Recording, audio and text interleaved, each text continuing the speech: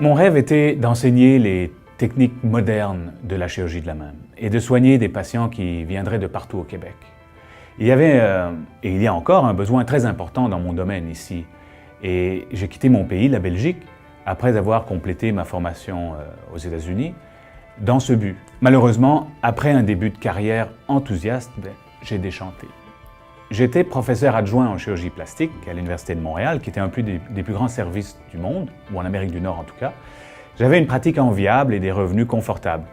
Mais je me heurtais continuellement aux limites qui m'étaient imposées par l'hôpital qui pourtant m'avait recruté dans cette mission.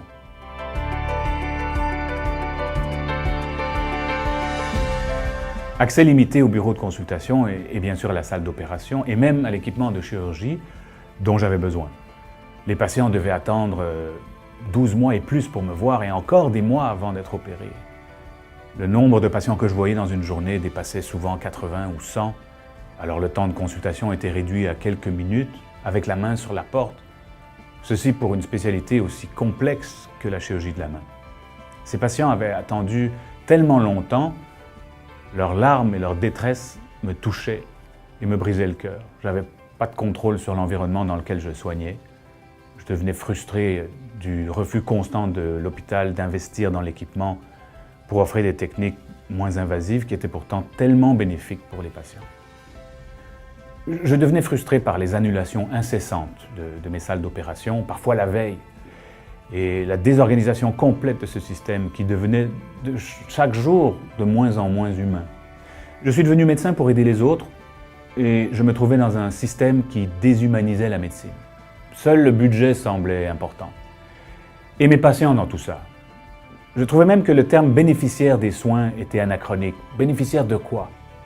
Je me suis souvent posé la question, est-ce que moi-même je souhaiterais être soigné comme ça, ici à Montréal, dans un des pays les plus riches du monde? J'ai alors essayé d'améliorer le système de l'intérieur en engageant une secrétaire privée qui allait travailler avec moi dans l'hôpital. Et elle s'appelait Joanne et Joanne voyait les patients avant moi et après moi. Et elle était tellement généreuse et chaleureuse que mes patients recevaient beaucoup. Bien sûr, ça n'a pas été très bien reçu par l'hôpital, mais enfin. Et ça a aidé beaucoup. Et malheureusement, un jour, Joanne est tombée malade d'une leucémie grave et elle est décédée. Ça m'a affecté personnellement beaucoup. Ça a touché mes patients aussi, qui l'aimaient énormément. Et je me suis demandé alors quoi faire, parce que la charge de travail et les conditions aussi de travail redevenaient insupportables. Et je me suis demandé si j'allais en engager une autre et la former et recommencer, ou si je comprenais le message. Je n'étais plus heureux dans le cadre de travail dans lequel je pratiquais. Et j'ai compris le message de Joanne. J'ai compris que je devais essayer de l'extérieur. Et j'ai pris la décision de quitter le système public, puisque malheureusement la mixité était interdite.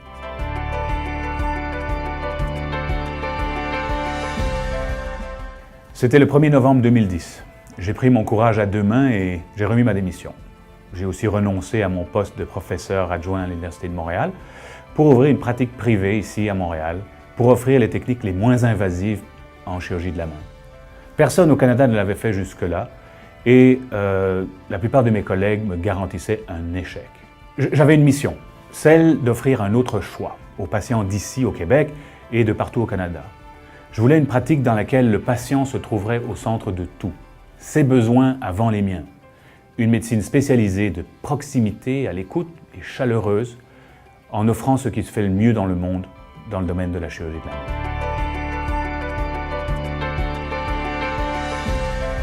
Il m'est difficile de répondre car la situation est tellement complexe et surtout tous les hôpitaux sont différents.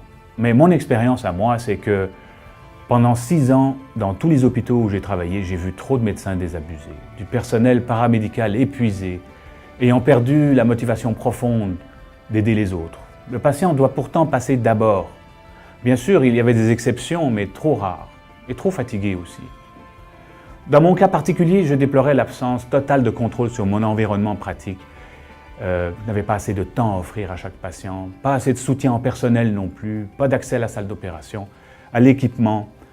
La chirurgie de la main n'était pas une priorité pour l'hôpital, et pourtant les mains sont tellement importantes dans la vie de tous les jours. En tout cas, à la pratique chirurgicale de volume qui est celle qui est dans les hôpitaux aujourd'hui, au moins dans ma spécialité, moi je préfère une pratique qui est basée sur la qualité et la valeur de la relation établie avec chaque personne.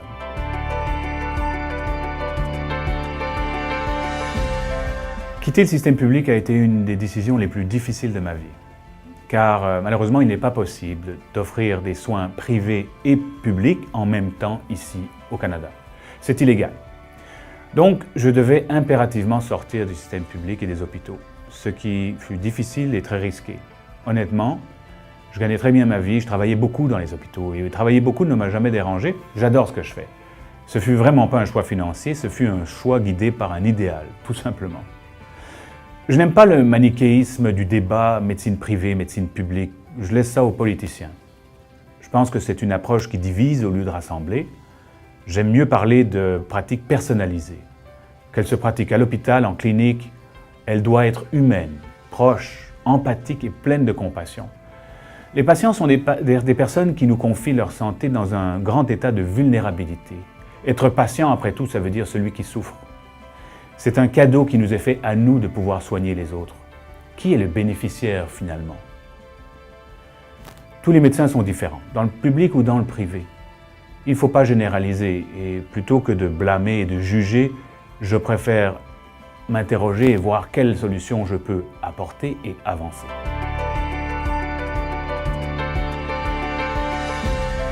Dès mon départ, j'avais une vision. Je voulais créer un centre d'excellence qui offrirait les techniques les moins invasives pour traiter les problèmes orthopédiques du corps entier, dans un environnement qui serait magnifique et dans lequel les besoins du patient seraient la priorité centrale.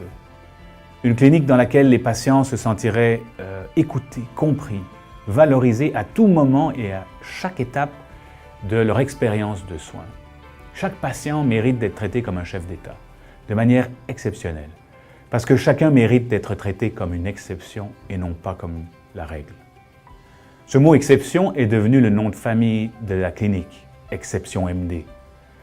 Après quelques années de pratique solo, autonome, j'ai rencontré mon futur partenaire, le Dr Beauchamp, qui était un chirurgien de l'épaule et du coude, qui partageait ma vision et mes valeurs. Alors en 2015, nous avons créé la clinique, recruté une équipe et fondé Exception MD. 6 mois plus tard, notre salle d'opération entrait en fonction.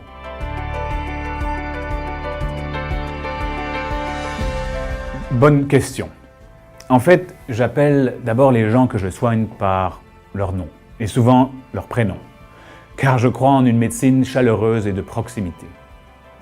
Mais pour répondre à votre question, je les appelle mes patients plutôt que clients, car en latin, patient signifie celui qui souffre, et je tiens à me rappeler tous les jours que je suis au service d'une personne qui a besoin d'aide.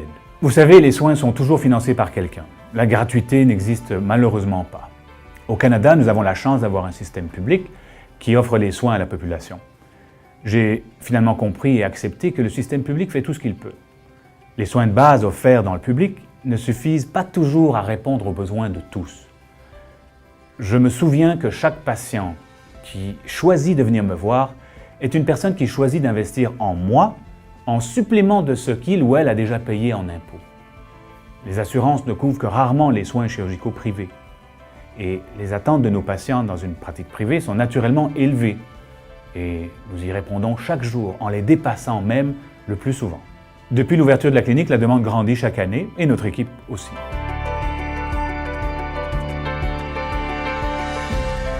Nos patients sont des coiffeuses, des hygiénistes dentaires, des travailleurs autonomes, des employés, des entrepreneurs, des sportifs du week-end, des sportifs professionnels.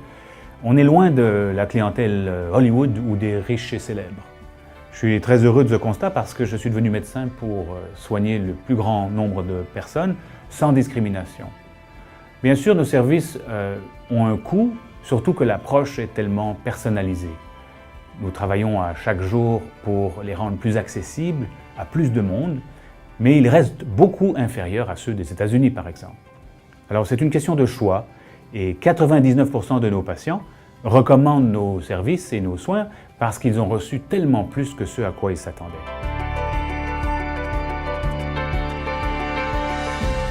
C'est un défi, car au-delà de la compétence, Tous les candidats potentiels, médecins et autres soignants, doivent démontrer que la compassion, le désir d'aider et l'intelligence émotionnelle sont des traits majeurs de leur personnalité. Tout le monde chez Exception MD est un soignant, puisque chacun, de la réceptionniste à l'infirmière, en passant par la transcriptionniste, tout le monde contribue à l'expérience vécue par notre patient. C'est une expérience dans laquelle le patient reçoit tellement plus que ce qu'il s'attendait à recevoir en échange de son investissement financier. Cette formule toute simple explique le succès de la clinique.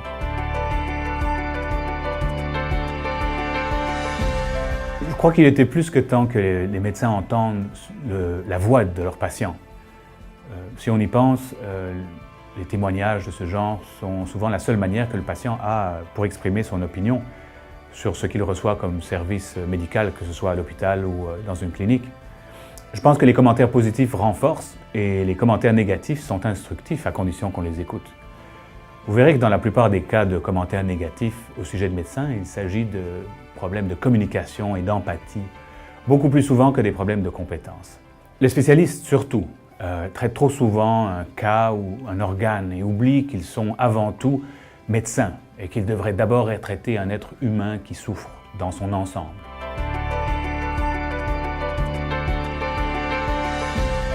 Les patients veulent trois choses: la qualité, la sécurité et la satisfaction. Nous avons de la chance au Canada car les médecins sont très bien formés. Par contre, il y a beaucoup de place pour améliorer l'expérience vécue par le patient. Je pense que ça peut se faire également dans le réseau public. On entend régulièrement parler d'améliorer l'accès aux soins ou la productivité ou les temps d'attente à l'urgence par les politiciens et les médias. Mais qui se soucie de l'expérience vécue par le patient? Demande-t-on aux patients s'ils sont satisfaits de l'expérience qu'ils ont eue chez leur médecin ou à l'hôpital? Le domaine de la santé est une des rares industries où cela ne se fait pas. Ce n'est pas normal et ça peut changer. À mon avis, ça doit changer.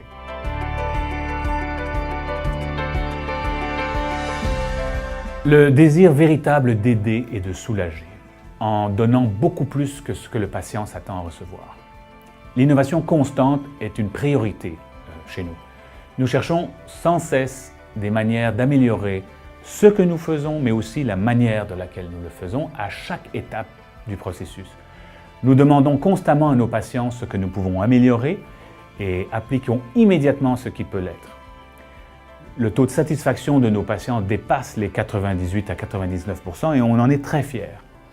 Nous avons des valeurs et une mission que nous vivons et que nous rappelons à chacune de nos réunions d'équipe. Nous travaillons la communication, nous enseignons l'empathie, la compassion et l'absence de jugement. Parce qu'on ne peut pas juger et aimer en même temps. Cela fait partie véritablement de notre culture d'entreprise médicale.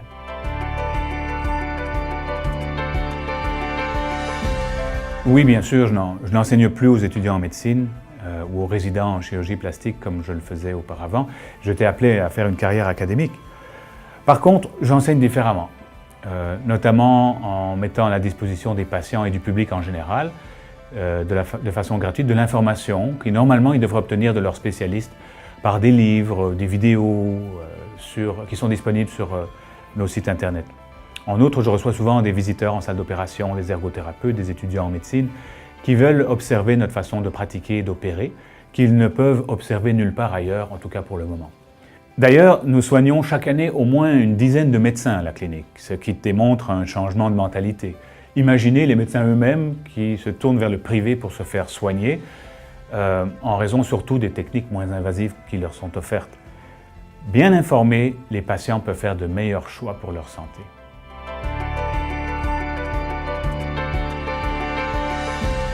Je planifie de continuer mes efforts pour continuer d'élever les standards en termes d'expérience vécue par le patient et en termes de qualité de soins. Les patients ont droit à une médecine plus proche, plus chaleureuse et plus humaine. Je pense que la médecine ne doit pas être une affaire de technique seulement. C'est une expérience qui doit être très humaine. Notre équipe continuera à grandir et à évoluer et j'espère que le modèle de cette clinique sera répliqué. Avec le volume et avec des options de financement de plus en plus performantes, les soins deviendront de plus en plus accessibles à un nombre plus grand. C'est mon plan et notre intention.